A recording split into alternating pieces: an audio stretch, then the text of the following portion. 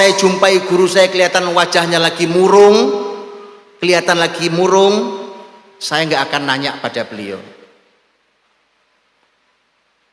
Adab. Anda jangan bicara profesionalisme dengan Islam dengan cara kafir. Semua Islam ada adabnya. Tanpa adab yang kita lakukan sia-sia. Wa idza wajadtuhu masyghulan lam as'alhu. Kok saya jumpai guru saya itu sibuk, kelihatan sibuk sekali beliau, saya nggak akan bertanya. Saat itu Abdullah bin Abbas yang Anda tahu ilmunya sebarokah sehebat itu. Dia nggak ada cuma belajar dengan gaya akademik hari ini, pokoknya belajar sebanyak-banyaknya, semester selesai, tahun selesai, SKS selesai, nggak begitu. Nggak akan ilmu begitu tuh jauh dari barokahnya. Dan ini diceritakan sendiri oleh Abdullah bin Abbas radhiyallahu anhu. Dan itulah nilai-nilai yang diambil oleh para ulama Islam dengan kebesaran ilmunya. Saya nukilkan kalimat alim besar yang tentu belajar dari para pendahulunya. Al-Imam Asy-Syafi'i rahimahullah taala. Al-Imam Asy-Syafi'i rahimahullah taala. Lihat kalimat beliau. Ini kalau ada di diri kita, segera istighfar pada Allah. Mudah-mudahan ilmu anak kita manfaat. Mudah-mudahan ilmu kita manfaat. Mudah-mudahan ilmu guru-guru kita manfaat. Lihat, Imam Syafi'i berkata, la yatlubu ahadun hadzal ilma bil mulki wa izzin nafsi fayaflah. Kata beliau, nggak ada orang belajar ilmu tapi waktu belajar dengan mulk, bak raja, aku nih anak penting, bapakku orang hebat, orang tuanya datang dengan semena-mena nih, mas saya lebih ngerti aturan negeri ini. Itu Anda datang dengan mulk, dengan kerajaan di hadapan guru anak-anak Anda. Wa izzin nafs, Anda tinggi hati. Kata Imam Syafi'i, nggak ada orang yang belajar dengan cara itu fayaflah, nggak ada yang sukses. Nggak ada yang sukses. Ini jaminan orang hebat Al-Imam Asy-Syafi'i rahimahullah ta'ala. Maka beliau menjelaskan, Anda kalau di hadapan guru harusnya, kata beliau, dengan zul, rendahkan dirimu, rendahkan siapapun Anda di luar sana. Jangan lagi bicara ini amar ma'ruf nahi munkar. Cara yang baik, Anda bersikap yang baik, apalagi kalau kita posisi sebagai murid pada guru. Begitulah ilmu itu diraih dalam Islam. Saya cukup sedih ketika saya dulu mencoba yang saya dapat waktu itu. Seingat saya sampai ratusan, di atas 100 kitab ulama yang ditulis dari zaman dulu sampai zaman sekarang tentang adab menuntut ilmu. Ternyata itu masya Allah menempati ruang besar dibahas oleh para ulama. Karena nggak bisa tidak. Nah inilah yang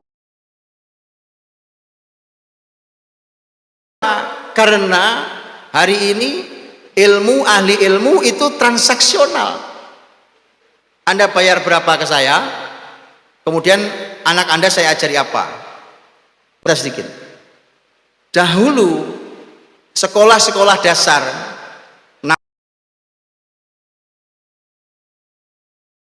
dealnya bisa begini. Ustadz, ini anak saya ingin dia hafal Quran 30 juz di tangan Ustadz. Oke Ustadz, kalau anak akan berikan kepada Ustadz 500 miliar, 500 juta rupiah. Oke? Itu dulu dilakukan. Tapi masalahnya masalah mentalitas kita. Kita pikir dengan cara itu kita membayar ahli ilmu. Itu yang membuat ilmu anak-anak kita nggak barokah. Itu dulu dilakukan. Abu Hanifah, Al-Imam Abu Hanifah rahimahullah ta'ala punya anak. Saya membacanya agak susah memahaminya karena masa iya sampai sebesar itu penghargaannya? Anaknya belajar Quran, itu kan bapaknya pakar. Bapaknya ini pakar, alim besar. Dan kita tahu pemikiran-pemikiran beliau dan murid-muridnya menjadi madhab Hanafi, itu diikuti oleh wilayah terbesar bumi hari ini. Jadi Bapak Ibu kalau ingin tahu penyebaran madhab fikih, disebutkan, saya pernah baca bahwa madhab fikih Imam Abu Hanifah itu sebaran wilayahnya sebaran paling besar di dunia hari ini, madhab Hanafi. Orang sebesar itu minta agar anaknya diajari Quran oleh ahli Quran. Itu enggak selesai 30 juz, enggak selesai 30 juz, tapi mungkin di sebagian surat saja. Imam Abu Hanifah sebagai orang berada itu memberikan, seingat saya beliau memberikan sampai 400 dinar penghargaan, karena Abu Hanifah alim besar, tahu persis anak saya mungkin urusan Quran jauh lebih manfaat dibandingkan dia punya gelar apapun, dibandingkan dia belajar ilmu apapun. Begitulah, itu barokah tuh begitu. Dan kemudian lahir orang-orang besar dalam syariat Islam itu. Maka tolong dikejar ini. Kalau kita ingin semua yang kita pelajari ini itu mendapat barokah, minta ridho sama guru. Ustadz, ustadzah, kami minta ridho. Kami minta ridhonya. Jangan sampai ada kemarahan, kemurkaan guru saat kalian keluar dari sini. Minta ridhonya. Minta agar ilmu yang diberikan itu diiringi dengan doa dan ketulusan sang guru. Dan hari-hari wisuda seperti ini sebenarnya saya sudah pernah sampaikan di salah satu wisuda itu. Kalau di dalam sejarah Islam, hari wisuda itu hari memuliakan guru. Ini supaya kita tahu semua deh. Menampilkan murid dengan keahliannya itu satu, dan hari memuliakan para guru. Saya sudah kasih kritikan di berbagai wisuda dengan konsep biasa saja, atau bahkan ada konsep yang nggak jelas asal wisuda. Kenapa? Karena ini adalah hari di mana para guru dimuliakan. Ini hasil capaian didikannya, muliakan para guru. Makanya dulu kalau itu anak khalifah, nah ini kalau bapaknya khalifah atau amir besar, orang kaya, itu kalau anaknya di wisuda, salah satu anaknya saja di wisuda untuk ilmu, umpamanya dia menyelesaikan dengan mungkin dari seorang guru, umpamanya dari guru itu dia belajar beberapa ilmu, gurunya menyatakan ke bapaknya yang seorang pemimpin bahwa anak anda sudah mungkin, kita boleh uji, maka akan diujikan. Itu di hari wisuda. Itu kalau pemimpin besar, Pak, kalau pemimpin besar itu bisa mengadakan pesta itu nggak semalam saja, bisa bermalam-malam, masyarakat diundang untuk bersenang. Qul bifadlillahi wa birahmatihi fabidzalika falyafrahu. Itu hari di mana kita harus bersenang, tuh hari itu. Kemudian setelah itu, karena ini orang kaya, biasanya kalau yang di dalam istana, ruang istana itu biasanya para punggawa istana. Masyarakat biasa kalau sudah nggak bisa masuk, maka dia di luar itu ramai untuk menyaksikan kemampuan ilmu anak sang pemimpin dari guru yang sedang dimuliakan. Itu kalau sudah selesai prosesi menampilkan keahliannya, tinggal satu lagi adalah memuliakan sang guru. Wisuda Islam tuh gitu dulu. Ini saya cerita wisuda Islam, Pak. Supaya wisuda kita ini lebih manfaat, lebih barokah. Masyarakat yang hadir itu mendapatkan juga kebaikan. Kalau orang-orang biasa itu biasanya mereka suka nyebar makanan yang bisa dilempar tentu, ya kan? Makanan yang bisa dilempar entah apa yang segala. Kalau kita kayak coklat, permen itu bisa dilempar tuh kan. Kita hari ini cuma buang toga doang. Ini disebar supaya orang dapat. Tentu mereka dapat jamuan, tapi ini prosesi yang menarik ya. Tapi kalau para pemimpin itu yang disebar bukan makanan.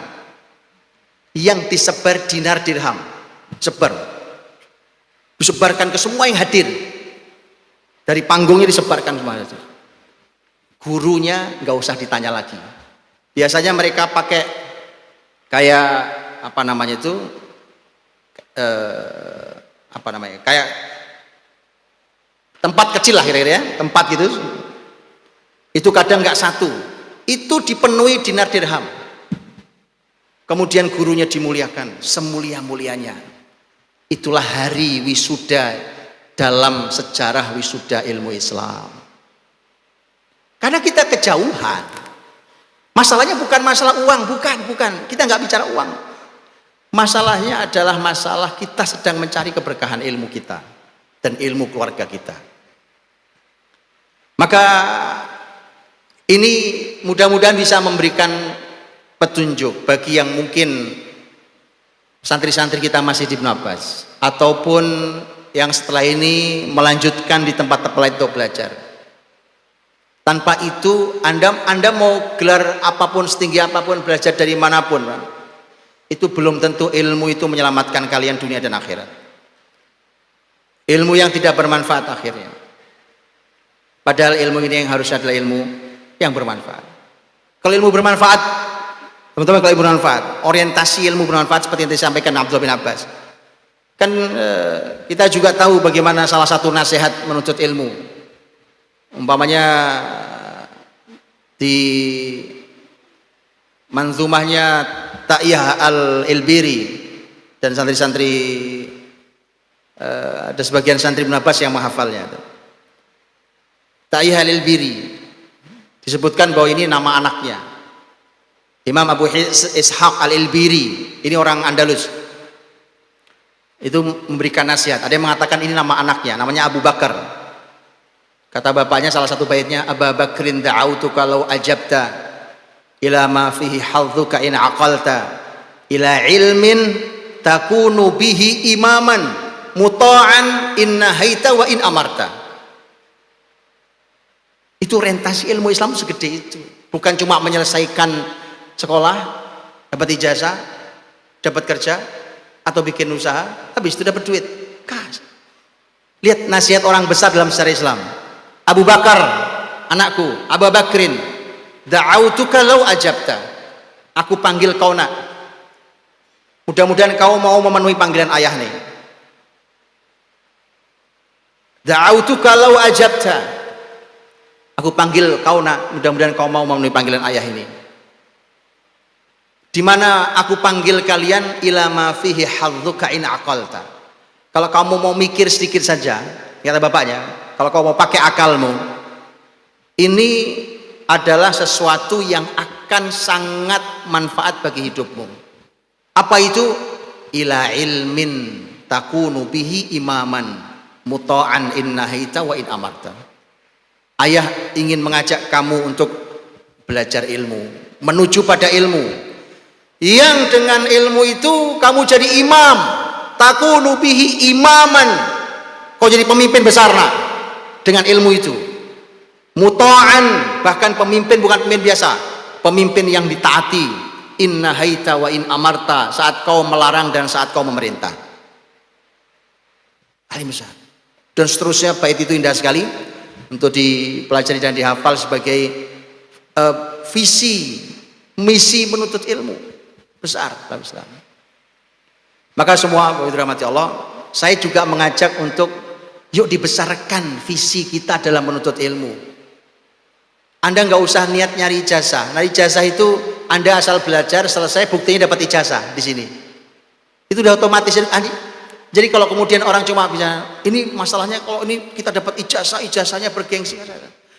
Orang sukses, padahal kita semua tahu loh, orang sukses itu bukan masalah ijazah, bahkan bukan masalah Anda kampusnya di mana. Kalau Anda yang kuliah, atau bab Anda belajar apa, atau Anda sedang mengerjakan apa, bukan bab itu. Jadi jangan itu. Yuk kita memiliki visi yang besar. Contohnya kalimat Abu Ishaq al-Ilbiri, ila ilmin takunu bihi imaman in nahaita wa in amart. Semua yang hadir rahmati Allah SWT. Dan akhirnya saya mengucapkan terima kasih banyak atas kesempatan untuk setidaknya saya bicara di hadapan Allah SWT, bahwa saya hadir sebagai bentuk wafa saya kepada guru saya Ustadz Mu'in rahimahullah ta'ala untuk bicara di sini. Mudah-mudahan Allah menyaksikan bahwa saya sudah menyampaikan bahwa ini adalah bentuk cinta dan kesetiaan saya pada guru saya Ustadz Mu'in rahimahullah ta'ala, agar mudah-mudahan siapapun, santri-santrinya, orang tua muridnya, guru-gurunya, para timnya, semua yang ada, Mudah-mudahan bisa melanjutkan visi yang baik itu daripada hanya menyibukkan diri dengan hal-hal yang merupakan keinginan beliau saat dulu beliau masih ada. Dan mudah-mudahan Allah memberikan ilmu yang manfaat buat seluruh santri yang ada dimanapun kalian. Allah SWT menunjukkan kalian guru dan lingkungan yang terbaik, dan setelah itu kemudian memberikan ilmu-ilmu yang bermanfaat, ilmu-ilmu yang akan memperbaiki umat ini, dan umat ini sangat memerlukan kehadiran orang-orang Qurani seperti kalian. Berapapun ilmu yang kalian punya, asal dia barokah, dia akan menjadi cahaya. Menjadi cahaya, dia akan menjadi mahkota yang membuat indah hidup kita. Dia akan menghilangkan segala macam yang menutup. Sangat terang dan sangat jelas perjalanan ini. Dan tentu suasana yang baik, yang di ruang-ruang ilmu seperti ini, kita mendoakan para guru-guru kita, guru-guru anak-anak kita, karena pernah berbuat baik pada kita.